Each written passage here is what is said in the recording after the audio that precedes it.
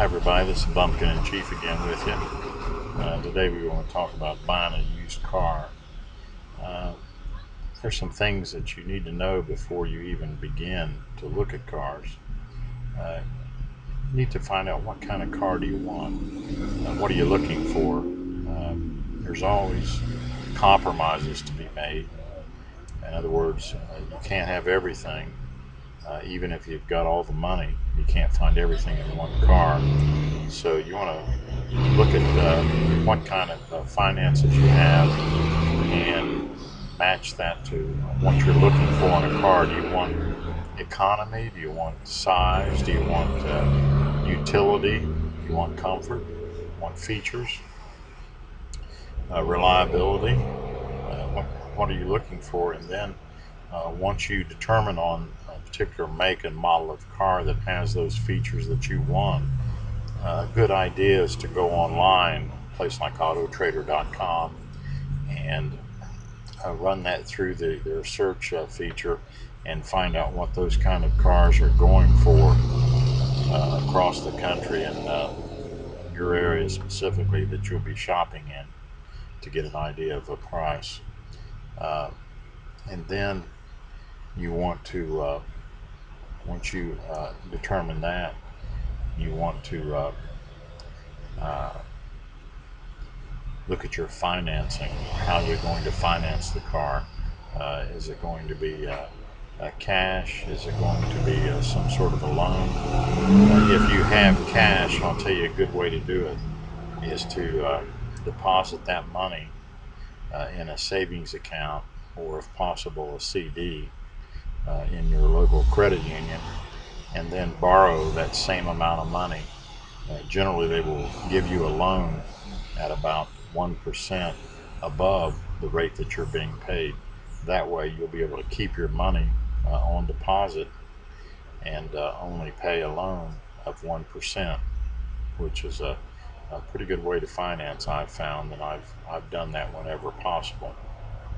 Also, when you do it that way and you're able to pay cash for your car, but the loan is a personal one, backed up by your collateral of your loan, of your savings or your CD, then you're not required to buy comprehensive insurance, such as a loan company or a bank, a financier would make you pay to cover their collateral, which is the car. This way you can get state minimums. The only thing about this is you have to realize that if something would happen to the car, such as vandalism or an accident in which you are at fault, there would be no compensation for the damage to your car.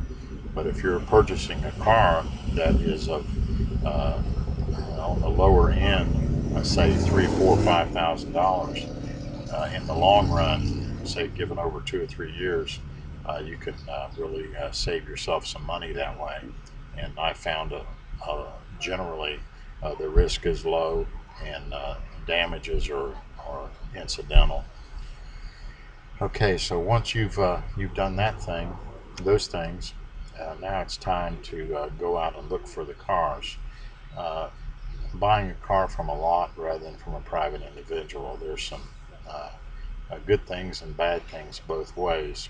If you buy a car from a lot or a car dealer, used car dealer that has been in business for quite a while and has a reputation to defend, that's a pretty good place to shop because they will try to make it right with you to protect their reputation. However, you're going to pay for that. You're going to pay a higher price than you would if you bought from a private owner. Buying from a private owner, you're going to save money. You're going to get a lower price. Let's face it, a private owner, they have a car that they want to sell. And the reason they want to sell because they don't want it sitting in their yard or in their driveway taking up space, and they're paying insurance on that car. They have to protect it from any damage, and they do want to sell that car and move it. So you've got a distinct advantage there.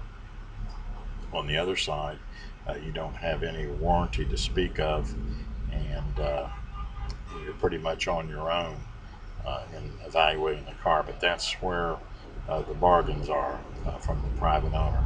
Now let's look at probably one of the most important areas is actually looking at the car and driving the car, testing the car. This is where there's some subtle indications to tell you if this car has been misused or neglected, and these are the cars that you want to stay away from. There's some very simple things that you can do uh, to find out what kind of shape this car's in and if you should buy it. Uh, let's start with the car door. Open a door, like say uh, the passenger door, and close it. How does it sound? Does it sound good and solid when it closes and quiet, or does it rattle? Does it bounce back? If it does, you can see that there's been some heavy wear in that car, in and out, possibly misused, doors being slammed, that kind of thing. Whenever you see a misuse area in a car, it's pretty much sure that there's going to be other areas of misuse in the car that you want to stay away from, unless you're buying something rock bottom price for maybe temporary use.